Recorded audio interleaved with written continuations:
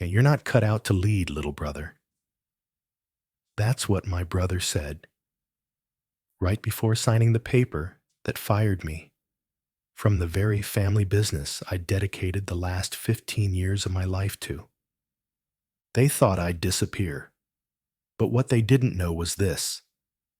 While they were busy building castles in the sky, I was the one holding onto the ground beneath it. My name is Gavin Marchand. I'm 41. I'm not some celebrity chef with a book deal or a face on a food magazine. But for 14 years, I was the one keeping Marchand Fine Dining from collapsing.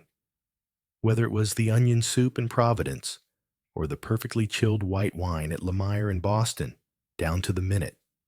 Then one morning, sunny, but far from warm, I stood in the grand 17th floor office, across from Julian Marchand, my older brother. He'd been chairman for just under 10 days. Custom Italian shirt, Berluti shoes, voice colder than the ice in his martini. Gavin, the company needs a new way of thinking, he began, with a tone as slick and lifeless as cheap mayonnaise. The executive board has decided to replace you with a consultant from Hilton Culinary Group. I looked up from the drawer. No blink. The board? I smirked. You mean you, Dad, and those two college buddies you dragged in last week to nod on cue? Julian didn't flinch, just crossed his arms like a professor handing out a C because someone forgot a period. You'll receive 4 months of severance, he said flatly. HR has the paperwork ready. I didn't argue. I packed, calmly.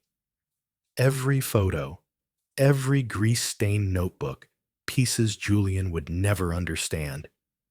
At the bottom of the drawer, I lifted an old black and white photo. Our grandfather standing in front of our very first restaurant, 1968. I placed it in the box with both hands. Then Julian stepped closer, voice laced with smugness. Nothing you want to say, Gavin? I closed the box, met his eyes. Good luck with the Lemire renovation. Just that. It was enough to drain the color from his face like he'd just bitten into a ghost pepper. Lemire was already 40% over budget, 3 weeks behind schedule, and his new star consultant? Rumored to have once revamped a mid-range hotel buffet in Dallas. I didn't look back. I pushed open the door and walked out of the building that bore our father's name. And in my mind, I whispered, "All right, Julian. You want to play big? Then let me show you where the real foundation lies."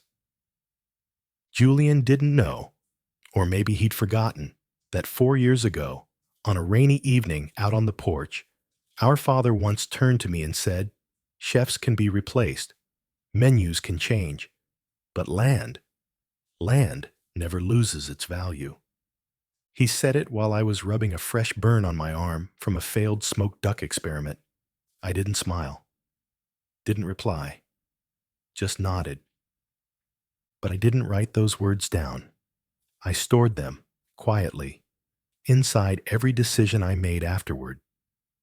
While Julian was flying around the world, chasing after global brand expansion, giving keynote speeches at the Singapore Food Summit, and taking selfies with culinary influencers, I was walking the streets of Portland, Providence, and Boston's South End in a canvas jacket, not to admire restaurants, but to study the ground beneath them. Marchand's 3 crown jewels, Lemire, Portland, and Providence, were all thriving. But they sat on leased land, and those leases, they were about to expire. The property owners, elderly men and women, long retired, living alone. Their kids had no interest in holding on to commercial real estate. So I knocked on their doors, No suit, no big pitch. Just the truth. I'm the guy who once fixed the broken plumbing in the restaurant sitting on your land. And that was enough. I pulled every dollar I had, nearly $900,000 in personal savings, sold the sports car Dad gave me on my 35th birthday, converted all my investments into quick access cash, no loans from the company, no ties to the Marchand name. I set up a quiet little holding company, GM Holdings. Simple, unassuming. I negotiated to buy all three properties directly from their owners, and the day after closing, I signed long-term lease agreements, with Marchand Fine Dining as the tenant. Rent set at nearly 40% below market value, locked in for 4 years. Julian approved the payments every month, without a second thought. I remember one time, he paused while flipping through paperwork and asked, "Who's BK Holdings?" I didn't blink. "A property management group. Local." He nodded. Didn't ask again. Julian never read past page 3 of any legal document in his life. What mattered to him were brochure covers, gala speeches, and photos with ribbon-cutting scissors. Me? I always read the fine print, every word, because the real power doesn't sit in the spotlight. It rests, quietly, beneath the floorboards. And someday, when the lights start to flicker, you'll want to be the one who knows exactly what the foundation is made of. The next morning, I still woke up at 5 a.m., sharp, just like every other day. No emails from Lemire. No inventory reports waiting to be reviewed. Just the sound of the coffee machine humming in a quiet kitchen and the cold yellow glow of the light spilling across the oak counter. The strangest part wasn't being cut off from work. It was the feeling that no one needed me at 5 in the morning. The first message came in at 5:41 from Marco, who never capitalized his sentences. "Heard what happened. Real shame. New consultant slashing costs all over. Said he might scrap the prep kitchen. Doesn't seem to get what fine dining even means." I typed a few words, then deleted them. Typed one word instead. "Thanks." Put the phone down. No advice, no warnings, no reactions, because I was no longer the one responsible. At 7:45, the screen lit up again. "Café Amélie, 8 a.m." From my father. Café Amélie was tucked on a small corner near the old Marchand office. Back in the day, whenever we were about to open a new restaurant, he would meet me there. We'd sit at a round wooden table, talking about space, light, and the smell of a good kitchen. When I arrived, he was already seated, as if he'd never left. No suit, no tie. Just a man in his 70s, holding a black coffee with both hands to steady the subtle tremble in his joints. He spoke first, eyes still on the window. "Your brother didn't tell me in advance." He paused. "If it were up to me, I wouldn't have done it that way." I sat across from him, quietly removing my scarf, but you didn't stop it. For the first time, he turned to look at me. His eyes weren't sad, not evasive either. Just the eyes of someone who'd spent a lifetime keeping the peace through silence, but was no longer sure if silence still served anyone. "Julian thinks the company needs a reset. Less emotion. Less family." I let out a short, dry laugh, not hiding the edge in my voice. "So he hired a guy who once called foie gras meat pudding? That's his version of progress?" My father didn't reply, just sipped his coffee. The silence stretched. Then he set the cup down and wiped the small ring of moisture from the rim. Julian doesn't fully understand the lease agreements. I know, I said calmly, but everything's in the file. Same place as always. Section 4.2, Appendix D. He just never read it. How much time left on the renewals? 3 months, I replied. I've already asked my lawyer to draft new terms. Market rate. He placed his fork down, quietly but firmly. That'll raise operating costs by at least 30%. I didn't answer right away. I looked at him. The man who once told me to wipe down the bar myself before blaming a staff member for a dirty glass. The man who taught me that a restaurant survives not because the dishes are beautiful, but because every detail happens exactly when it should. Finally, I said, I know. Then added, gently, without flinching, I wasn't the one who asked to be removed from the company. He looked at me for a long moment, as if seeing again the boy who once washed dishes in the prep kitchen at 15. Then he nodded. No defense. No apology. And I knew. The real conversation was still coming. Just not this morning. Julian didn't call. No message. No email. He simply appeared on a gray afternoon as I was watering a few herb pots by the window. Sand-colored trench coat, soft leather briefcase, and a face that carried the weight of forced composure. No greeting, no apology.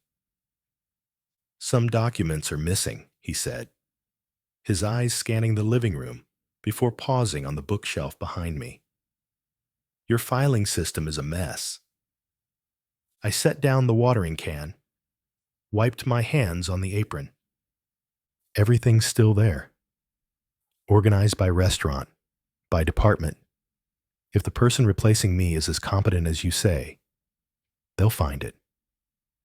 Julian frowned.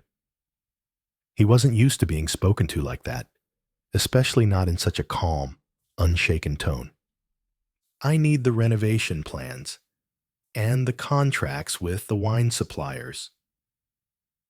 Probably under the folder Lemire 2023 CapEx, I replied without hesitation. Then I turned away. No coffee offered. No invitation to come further inside. For a moment, silence. Then his voice, again, sharper this time. You're being uncooperative, Gavin. I stopped at the kitchen doorway, didn't turn around. Julian, I'm no longer a Marchand employee. For the first time, the tension between us wasn't disagreement. It was open confrontation. He left without another word. 3 days later, a letter arrived from Marchand's legal office requesting all materials related to internal operations during my period of employment. I forwarded it to Vanessa, my personal attorney. She responded with a letter so precise, so formal, it felt cold to the touch. All relevant materials were archived in the internal system, categorized by project. Personal items, including handwritten notes, improvement logs, and private contact lists, are outside the scope of this request. I didn't retaliate. I simply redrew the boundary and forced them to acknowledge it. But then the messages began to trickle in. From Esther, the service manager at Lemire. They cut 2 weekend night shifts, said it's to optimize staffing. From Renzo, sous chef in Providence. New meat supplier, cheaper, but textures mush. We're not sure whether to slice it or throw it out. From Marco, again. Maintenance has been delayed indefinitely. Main freezer's leaking. No one signed off for repairs. I read them, recorded them, didn't reply. Each message was a small, silent slice into the thing I'd once held as our highest asset, the team's professional dignity. But the final drop, the one that spilled everything, came in the form of an email from River State Insurance, Marchand's insurance partner. Subject line: Ownership verification request, Lemire/Portland/Providence Properties. The body was short, technical. They needed to confirm legal ownership after receiving a request to update records from Marchand. I read it again and again. No errors, no gray area, no more doubt. Julian had finally uncovered what he should have known 4 years ago. Marchand doesn't own the land. I do. And with those 3 pieces of ground, I didn't just hold the real estate. I held the entire board. I went to the Portland Public Records Office for one simple reason: to verify the land ownership documents, just in case Julian tried pulling something shady with the insurance company. Everything checked out, fully certified. Every deed filed under GM Holdings. The leaseback to Marchand still had exactly 87 days left. I was about to leave when a name at the very bottom of the newly filed permits list caught my eye. JM Collective LLC, applying for construction permits for 3 fine dining locations, 4 blocks from Lemire, south of Providence's main retail district, and right beside Portland's waterfront. I stood still for nearly a full minute. No guessing. No confirming. I already knew exactly who was behind it: Julian Marchand. He hadn't just fired me to modernize the company. He had cleared the board to start a brand new game where he'd be the only one holding the pieces. I opened my laptop immediately and pulled up Maine's business registration portal. Within 5 minutes, the mask fell completely. The owner of JM Collective was listed as Julian M. Marchand. He'd used his old Marchand Company email. The permit applications? Filed nearly 20 months ago. He started this plan almost 2 years back, while still calling me the one person I trust most with operations. I sat in the car, parked in an empty lot near the records office. Portland, in March, was a blur of mist and cold drizzle. My phone sat quietly on the passenger seat, but my hands, gripping the wheel, were steady, not shaking, not angry. What rose inside me was colder, sharper, premeditated betrayal. I remembered a board meeting from 2 years ago. Julian had smiled in front of the entire room and said, "We don't just sell food, we sell an experience. And that's something Gavin has always helped me protect." Back then, I took it as recognition. Now, I see it for what it was: a delay tactic. He was buying time while laying out his escape route. I picked up the phone and dialed Vanessa, my attorney. Her voice came through crisp as ever. "What's going on?" "I need you to look into a company called JM Collective, and if possible, trace the investor network behind it." I could hear her fingers tapping rapidly across the keyboard. Then a brief pause. "You suspect Julian?" "No," I replied. "I'm certain." I didn't call Julian, didn't send an email. I let him drown in the tangled web of paperwork he'd spun for himself. Instead, I caught the earliest flight to Manhattan, carrying just one briefcase. Inside, the land ownership documents, operational reports from the 3 flagship restaurants, and a plan I had quietly refined over the past 4 years just never had the chance to launch. Naomi Ellison met me on the 23rd floor of the Elliott Reserve Group headquarters. Floor-to-ceiling windows looked out over Central Park. Midday light spilled onto the brushed steel desk, sharp, cold, and precise. She wore a gray shirt, charcoal blazer, her hair tied low, and a smile that revealed exactly 1/3 of itself.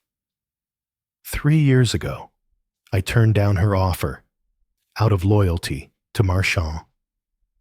Today, I wasn't here looking for a job. The opportunity's here, I said, straight to the point. Marchand's 3 main restaurants are on the verge of being forced into sale. I own the land beneath them. If Elliott Reserve is looking to expand in the Northeast, this is the moment. Naomi didn't respond right away. She opened the briefcase, flipped through each page, read stamped deeds, revenue charts, lease agreements locked in below market rate. Then she looked up. "What do you want?" "Exactly what you offered last time," I replied. "A behind-the-scenes role. No spotlight, no titles. I'll keep the land. Elliott buys the buildings. I'll lease it back to you at a favorable rate, but with one condition." She tilted her head, intrigued. "Keep the original teams. Preserve the level of service. Don't turn them into upscale buffet chains." She smiled, this time a bit more openly. "I think we can manage that. I'll have legal contact you this afternoon."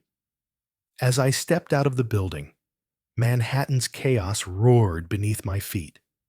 But in my mind, there was only one thought. When the foundation doesn't belong to them, any castle they build will eventually belong to someone else. I sat on a bench in a nearby park, pulled out my phone, and typed a message to Vanessa. "Move to phase 2. Start preparing transfer documents in case Marchand lists their assets." Message sent at 1:42 p.m. Julian still didn't know that while he was scrambling to seize what I once protected, I had already laid the groundwork for an entirely new force. The 12th floor conference room at Marchand had once hosted some of the biggest signings in the company's history. Today, there was no champagne, no honorary guests, only an air thick as kitchen smoke that hadn't cleared, and eyes darting, uncertain who to look at. Julian stood at the head of the table, navy suit, tie perfectly centered. But I noticed his hand, gripping the presentation remote so tightly his knuckles had gone white. "Gavin is trying to take over the company," he began. His voice was clear, but lacked weight. "He manipulated the lease agreements behind our backs. Now he's come back with a plan to sell our 3 flagship restaurants to a third party. None of us were ever consulted." I didn't respond right away. Instead, I looked around the table. One by one. Vincent Ross, Claire Donovan, my father, 2 new members from the private equity side. Then I spoke, calm and firm. "Nothing has been manipulated. I'm not taking over the company. I'm simply exercising my legal rights as the landowner." I reached into my folder and laid documents in front of each person. Firm, deliberate, like placing down a tasting menu. "These are the building permits Julian filed under JM Collective. Here's the business plan. It states clearly, leveraging Marchand's market data, operational team, and brand reputation to accelerate early-stage growth." Page 11 includes a location map, 3 direct competitors, all within a 5-mile radius of our current restaurants. No one said a word. Even Claire, Julian's longtime friend, began flipping through the pages. The room settled into a silence so thick, everyone wanted to break it. but no one dared. Finally, my father spoke, his voice noticeably hoarse. "Is this true, Julian?" Julian said nothing. No nod. No denial. Just stared blankly at the dark screen in front of him, as if silence alone could erase the evidence. But that silence was the loudest answer in the room. Vincent adjusted his glasses. "I propose we vote," he said. "The question: should we agree to sell the 3 assets to Elliott Reserve under the condition of retaining staff, with Gavin remaining landowner?" Hands went up, clearly, one by one. 4 in favor. My father remained still. He neither raised his hand nor objected. I wasn't surprised. He'd always believed that decisions made in anger are rarely wise, but his abstention this time was a quiet acknowledgement. Julian tightened his grip on the briefcase, turned, walked out without a glance back. The door closed. No one followed. A meeting ended with no farewell. No official statement. Just one era collapsing and another taking shape in its place. The next morning, legal issued a formal request for Julian's full resignation from the board and all executive powers. There was no press release, no media announcement, just one internal email, 3 lines long. "We confirm Julian Marchand has resigned. Operations of the 3 restaurants will transition to the acquiring party. All remaining functions of Marchand Fine Dining will continue as usual." The thing is, nothing about this was usual anymore. A year passed, faster than expected, but long enough for every mast to fall and for every foundation, real or fragile, to reveal its true worth. I stood on the rooftop of Elliott Lemire, formerly Lemire, under the Marchand name. The name had changed, the brand colors too, but the kitchen tiles were still the same slip-resistant ones I had chosen, and the menu still featured the peppercorn beef with pickled carrots. A dish Marco had created one night when we ran out of proper ingredients. Marco was still there, worn tech jacket, holding blueprints for the new plumbing system. Esther was speaking to a new intern in the front of house. The space was busy, professional, and warm. The kind of warmth I once feared would be lost after everything fell apart. Naomi stepped out from the operations room, holding a thick folder. "Revenue's up 19% from this time last year," she said, unable to hide the pride in her voice. I nodded, eyes still on Marco as he adjusted a valve by the service sink. "I always knew this area had potential," I said. "You didn't just know," Naomi smiled. "You bet your whole life on it." I said nothing. Sometimes the real victory is not needing to say anything at all. My father had officially retired. He now lived by the Maine coast, growing vegetables, reading novels, and meeting me for dinner once a month at our old spot, Café Amélie. Every time, without fail, he said the same thing.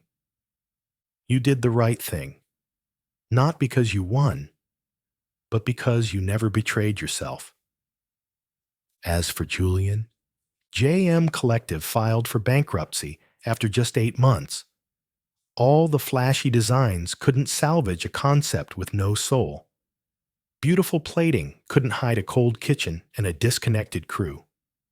Last I heard, he'd left the industry. Some say he's writing a book. Others say a personal bankruptcy filing. I didn't feel triumphant, just light. Because in the end, what sustains an empire isn't the facade. It's the earth beneath it. That afternoon, as I was preparing to leave Lemire, my phone buzzed. A message from my father. Dinner tonight. Bring the kids. I looked at the screen and smiled. My nephew and niece had nothing to do with any of this. They still came over on weekends, helped me test new recipes, competed to check oven temperatures, and laughed when Marco told stories about how I once set a ceramic pot on fire. Family stays family if you're brave enough to keep the right parts of it alive. I turned back for one last look at Elliot Lemire. Afternoon sun poured across the marble facade, glinting off the glass like gold dust tracing every edge. The old logo was gone. So was my last name from the sign. But beneath the concrete, deep and silent, was still the land I chose to hold on to. Because in the end, I understood something Julian never did. Success isn't about who sits at the top floor. It's about who holds the strongest ground beneath it. I turned and walked down the stairs. Not rushed, not regretful, just steady. It was time to go home. Back to the people who still call me Uncle Gavin. Not because I was once a VP, not because I own the land, but because I never walked away from them. I used to believe that if I worked hard enough, stayed kind enough, then the people around me would see it. But the truth is, not everyone pays attention to what happens behind the scenes. They notice who speaks the loudest, who shows up the most, who stands under the spotlight. As for me, I chose the kind of work few people notice. Checking the refrigeration system at midnight, standing behind the line every weekend, and holding up the foundation so others could shine. Until the day I was pushed aside with nothing more than a formal decision. I didn't argue. I didn't try to prove anything right then and there. I just stepped back and let what I had built speak for itself when the time was right. Silence is not weakness. Sometimes it's a form of preparation. For those who understand that not everything needs an instant response, I'm not telling this to say everyone should stay silent. We all respond differently when we're treated unfairly. But if you're someone who chooses to quietly do what's right, if you've ever felt overlooked simply because you don't fit someone else's definition of impressive, then please know this. Real value may not shout, but it doesn't disappear. And if you keep holding on to what's right, then someday you won't have to speak up. The results will speak for you.